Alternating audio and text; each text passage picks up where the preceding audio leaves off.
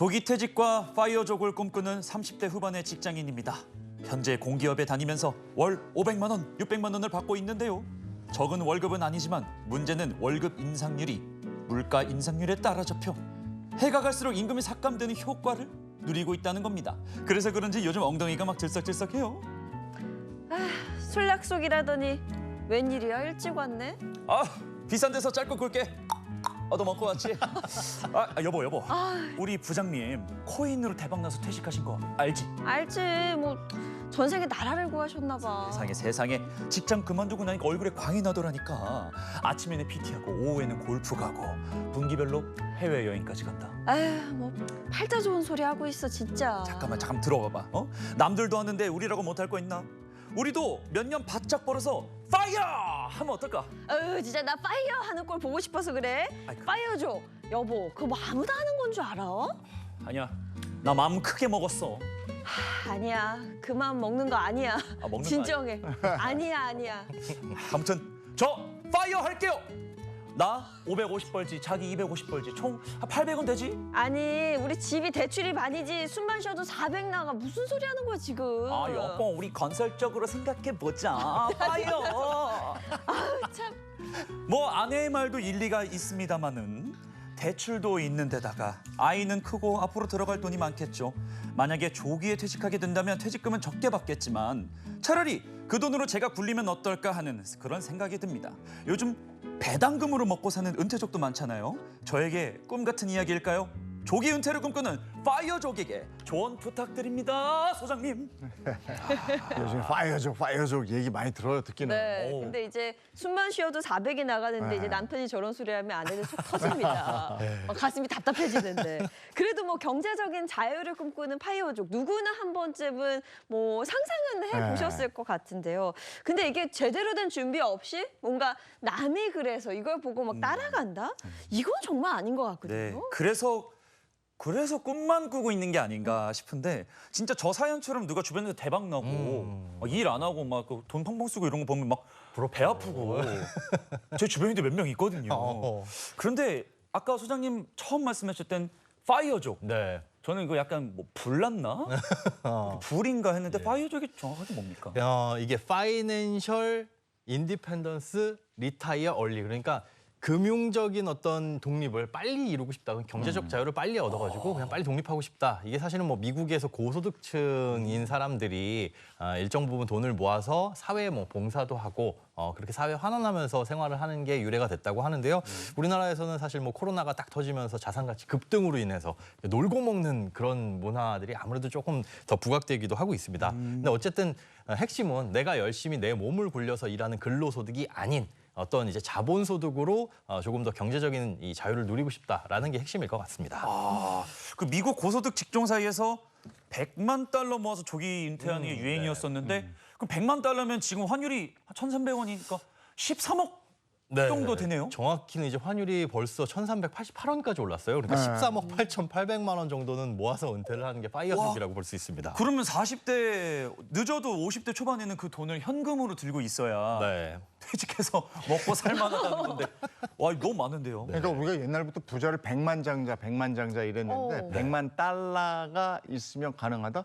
이게 근거가 있는 겁니까? 그럼 13억 정도가 근거가 있는 거예요? 예, 이게 뭐 경제적 자유나 조기 은퇴 꿈꾸는 분들이 한 번쯤은 들어보셨을 숫자입니다. 100만 달러라는 게 이제 뭐 4%의 법칙 혹은 25배의 법칙 여기서 온 거거든요. 그러니까 쉽게 얘기해서 본인의 1년 생활비의 25배만큼의 현금을 갖고 있으면 은퇴가 가능하다라는 겁니다. 예를 들어 1년에 나는 4천만 원 써. 25배면 10억이잖아요. 그 10억에 대해서 4%씩 매년 쓰게 되면 결국은 이제 4천만 원이니까 원금은 그대로 두고 평생을 놀고 먹을 수 있다.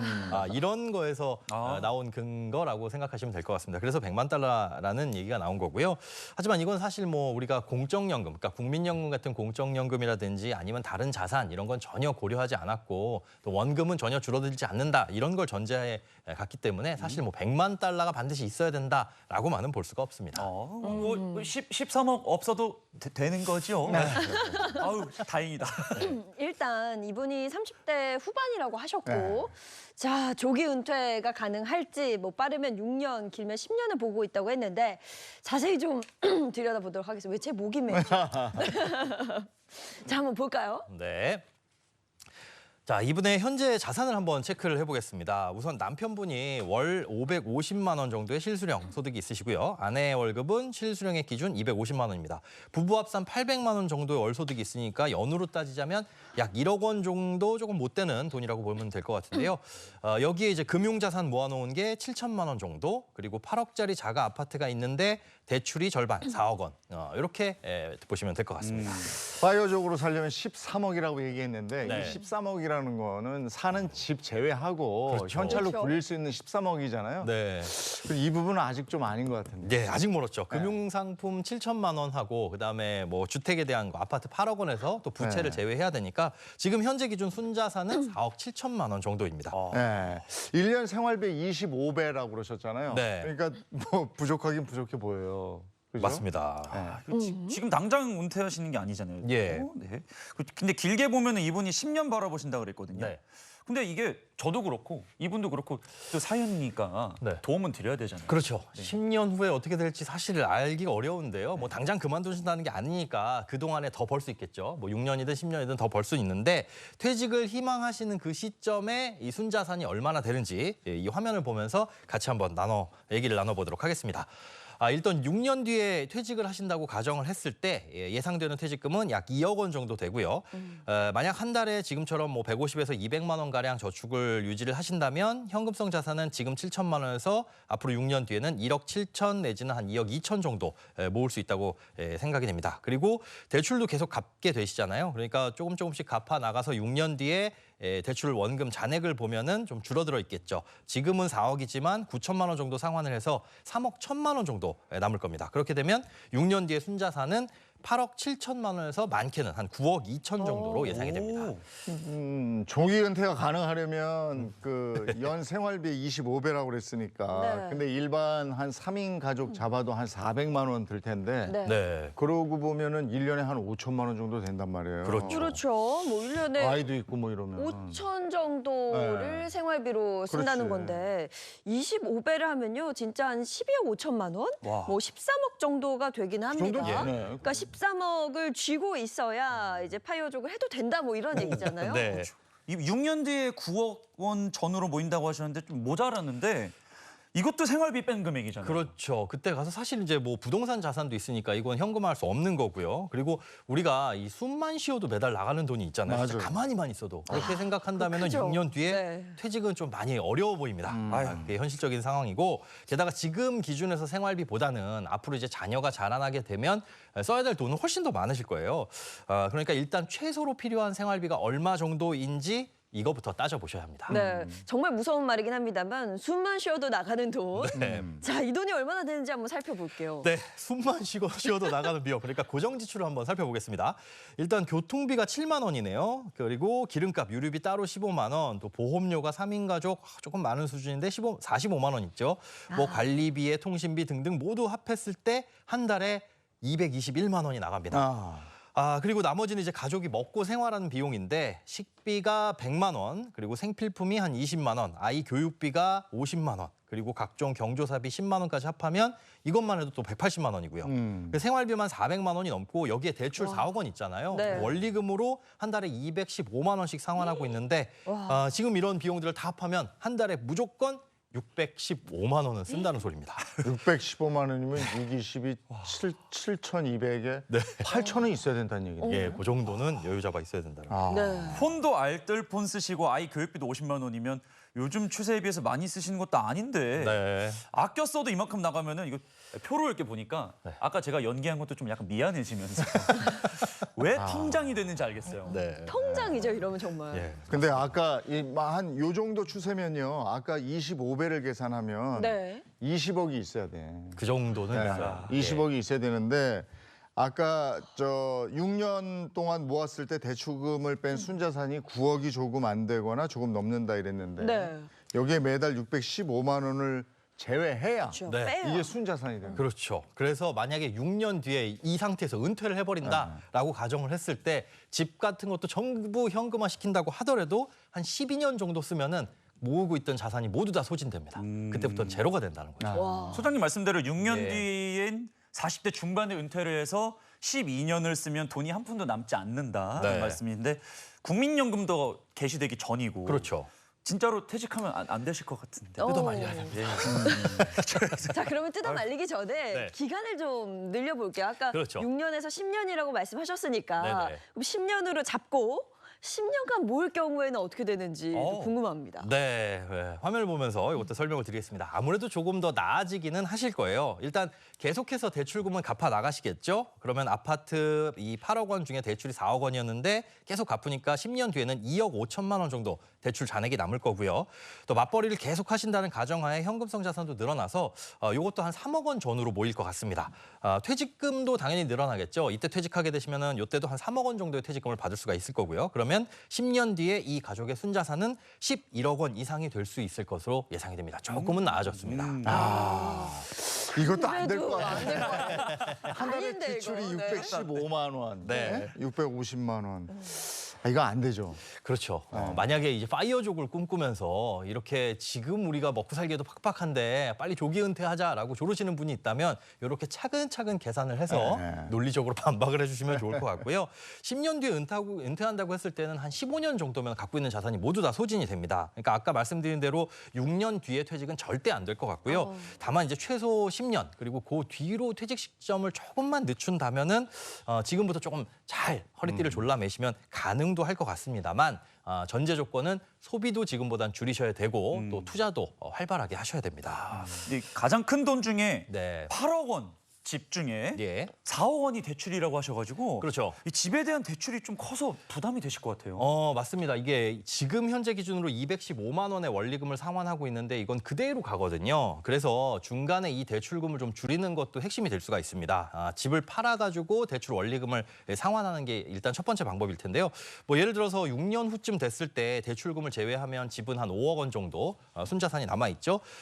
그러면 이 집을 팔아서 5억 원짜리 집으로 이사를 갈 수 있다는 뜻입니다. 그럼 대출은 제로가 되는 거니까 한 달에 215만 원 내던 게 전혀 부담이 안 되겠죠. 아니면 뭐 6, 7억 정도의 집으로 이사를 가면서 한 1억에서 2억 정도 대출을 받는다. 그러면 이제 대출 원리금 상환액이 지금 215만 원이지만 그때 가서는 한 50만 원에서 100만 원으로 확 줄어드는 거고요. 뭐 또 한 가지 방법은 지금 살고 있는 집을 그때 가서 뭐 월세로 전환을 한다. 그리고 이제 본인은 전세로 가는 것도 방법입니다. 그러면 월세 보증금으로 대출을 일부 갚고 또 전세 대출을 받아가지고 거주를 하는 것도 방법이기는 한데 다만 이거는 그때 당시에 이제 월세 시세라든가 수요 그리고 전세 대출 규제 이런 부분들을 보고 판단을 해야 되니까 여러 가지 선택지 중에 이것도 하나에 들어간다 이렇게 생각을 해주시면 될 것 같네요. 아니 근데 지금 보니까 집도 줄이라고 하셨고 네.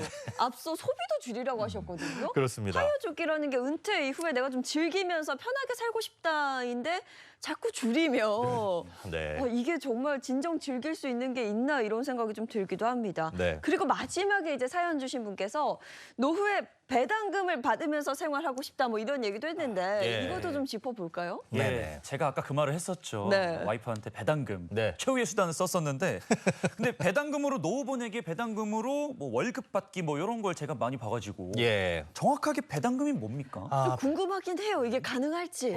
일부 이제 가능하다라고 말씀하시는 분들도 계세요. 이제 꾸준한 현금이 나오는 게 이 배당금이라고 볼 수가 있는데 배당금은 쉽게 얘기해서 기업의 이윤을 주주들에게 나눠주는 겁니다. 우리가 뭐 떡볶이 장사를 한다.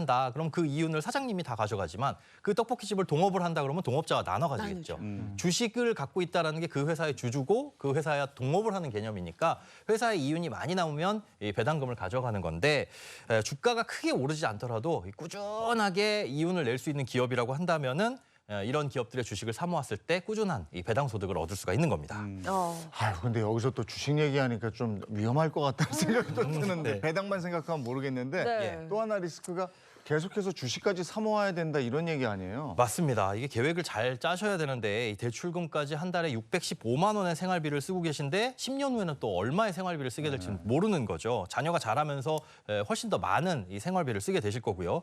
돈도 많이 쓰고 싶고 은퇴도 빨리 하고 싶고 이건 사실 두 마리 토끼입니다. 둘 중에 하나는 포기를 하셔야 되는데 여기에 이 주식 투자까지 조금 공격적으로 하신다. 그럼 리스크가 더 추가가 될 수도 있거든요. 그러니까 일단은 상황이 어떻게 될지 모르니까 한 달에 한 500만 원 정도의 여윳돈을 받기 위해서 어떻게 해야 되는지 한번 대략적인 계획을 세우고 진행을 해보시는 게 좋을 것 같습니다. 그럼 소장님 말씀대로 한 달에 500만 원 배당을 받기 위해서는 네. 얼마가 있어야 됩니까?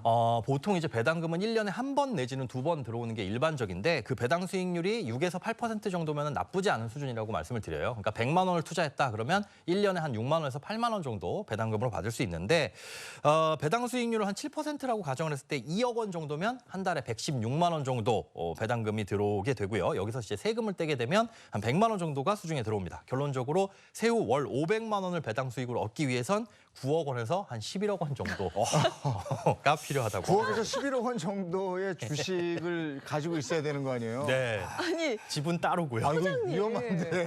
아니 그러니까 10년 동안 돈을 야금야금 모아서 예. 10억 원 전후의 돈을 이제 주식으로 불안불안한데. 이게 저기- 가능할까요? 네. 소장님 조금씩 사면 되잖아요. 조금씩 아직 아니 늦지 남편 않았잖아요. 정신 차리세요. 뭘 사야 되는지만 조금씩 갑자기.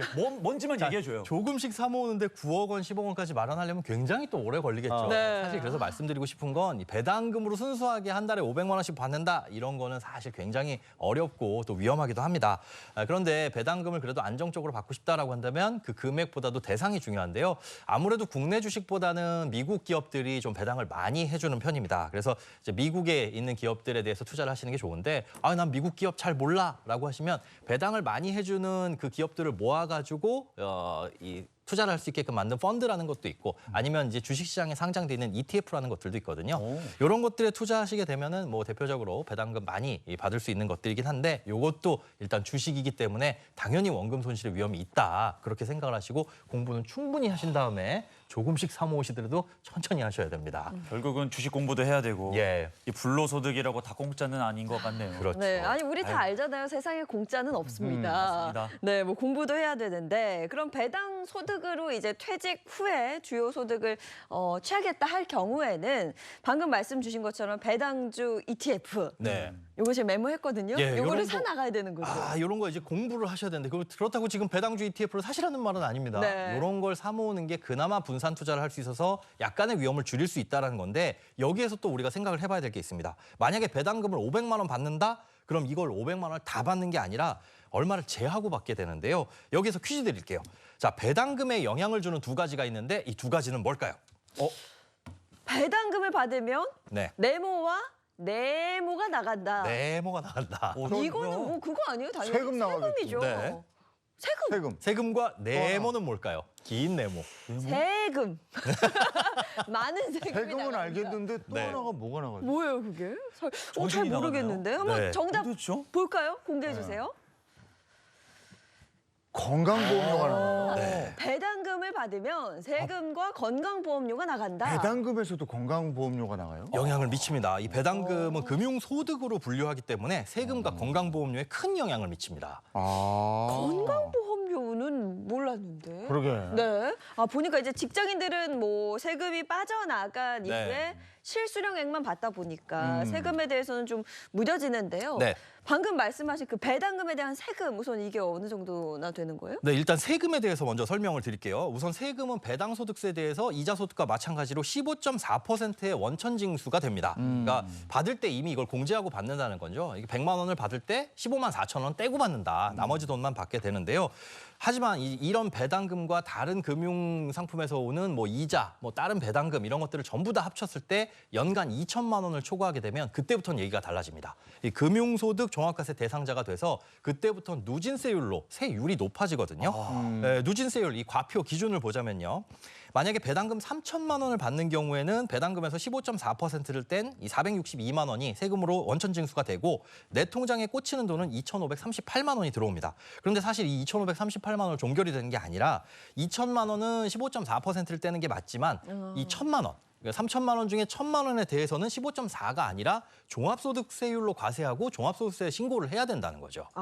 그러면 다른 종합소득이 없다면 네. 가장 낮은 보니까 6.6% 이 세율이 적용이 되는 거예요? 그럴 것 같지만 실제로 금융소득이 이미 2천만 원 있었기 때문에 2천만 원에서 1,000만 원 붙은 3천만 원 요 세율이 적용이 되는 겁니다. 그렇게 따지면 원래 2천만 원에 대해서 15.4%가 아니라 16.5%의 세금을 내야 되니까 우리가 종합소득세 신고를 하게 되면 한 1.1%포인트 정도의 세금을 더 내야 된다는 거죠. 그러니까 2천만 원의 이 배당소득이 넘어가게 되면 그때부터는 세율도 확 올라간다. 금융 이자 소득이 2천만 원 이상이면 네. 그 우리가 종합소득세 신고할 때 예. 그거군요. 그러니까. 그때 연금, 국민연금이든 뭐든 이런 소득까지 다 합쳐가지고 세율이 높아지게 되니까 이것도 고민을 하셔야 되는 거죠.